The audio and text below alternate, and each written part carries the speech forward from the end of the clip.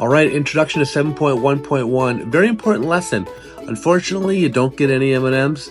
My apologies. I will see you tomorrow. Here we go, one of the most important chapters in the book. We're going to talk about statistical inference.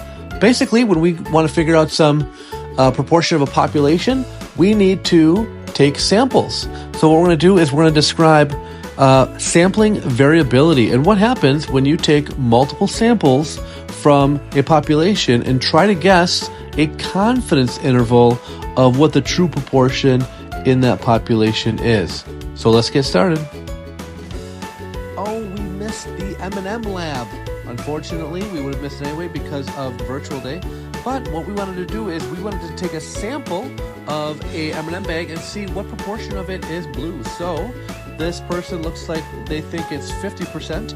So if we would have done it in class, our graph would have looked something like the graph being created below. So the question is, what is the true proportion of blue M&Ms within my sample? Make sure you pause this video and try to answer the question before I do. Letter C. In general, we're going to talk about the typical sample that we're going to get. So if we look at 90%, where would you say the 90% would be in? Okay, and it would be within about 0.10, so 10%, and 0.4, which is 40%. 90% of the data is encapsulated in that. Letter D talks about the margin of error, this point estimate, which would be our sample that we got proportion, which seems to be about 0.25. Plus or minus the margin of error, that's actually on your AP statistics sheet that you get to use on the test. Okay, so we would say our 90% interval would be approximately 0.25 plus or minus 0.15. That would give me my 0.10 to 0.4 range.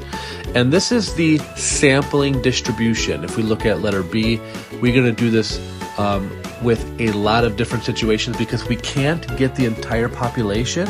We can only get what we sample.